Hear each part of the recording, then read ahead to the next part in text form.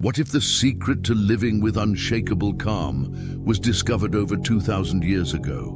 What if the answers to your anxiety, stress, and restlessness were written by a man who ruled the most powerful empire in history? And what if that wisdom is still here waiting for you? Marcus Aurelius wasn't just an emperor. He was a philosopher who faced war, betrayal, loss, and the crushing weight of responsibility.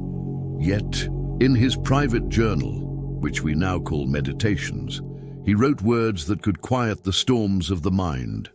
Today, we're going to uncover 7 Stoic principles from his teachings. Principles that could completely change how you see life, handle challenges, and find peace, even in chaos. Before we dive into the principles, let's take a moment to understand what Stoicism actually is. Stoicism is not about being cold, emotionless, or detached from the world. It's about being so grounded that nothing outside of you can shake your inner stability. Imagine being in the middle of a storm, the wind howling, waves crashing, yet standing completely still, calm and in control. That's what Stoicism trains you to do. Marcus Aurelius lived from 121 to 180 AD, ruling during some of Rome's darkest times, a deadly plague, constant wars, and political betrayal. But instead of letting chaos consume him, he used philosophy to guide his decisions, his emotions, and his actions. His personal notes weren't written to impress anyone. They were reminders to himself on how to live well. And that's why they're so powerful for us today. Fast forward to today. We live in an age of constant stimulation. Our phones ping with notifications. The news feeds us fear every hour. Social media shows us everyone else's highlights and makes us feel like we're behind. Stress, anxiety, depression, they've become so common that we think it's normal to feel restless all the time. The problem? We're looking for peace in the wrong places.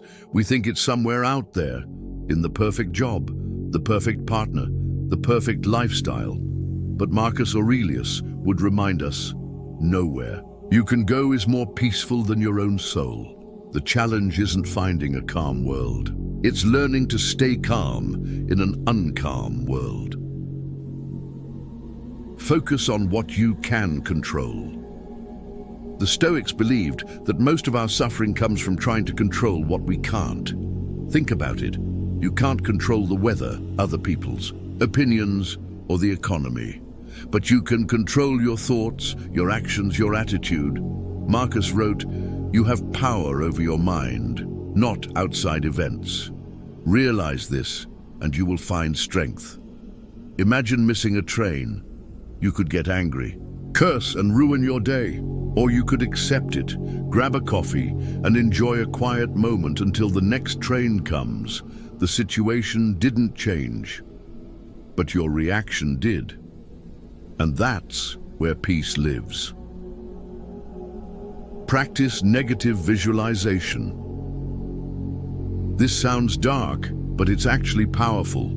The Stoics practiced imagining the loss of things they loved, their home, their health, even loved ones, not to depress themselves, but to appreciate those things more right now.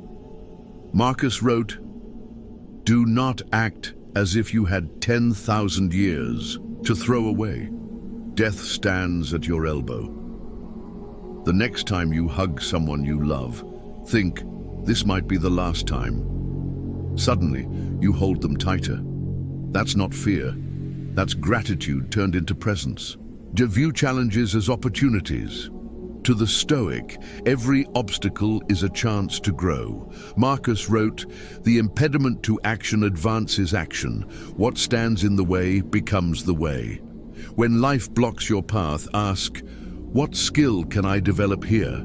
She lost your job. Maybe it's time to finally build that business idea you've been sitting on. Got rejected. It's a chance to develop resilience and self-worth that doesn't depend on others. Live in alignment with nature, the Stoics saw life as having seasons, joy, hardship, growth, decline. Resisting them only makes suffering worse. A tree doesn't fight autumn when its leaves fall. It knows spring will come. Likewise, in your low seasons, accept that they're part of a bigger cycle. This acceptance removes the extra pain we create by fighting reality. Control your desires. The more you crave, the more restless you become. Marcus warned that luxury and endless wanting led to slavery to desire. Happiness, he believed, comes from wanting less, not more.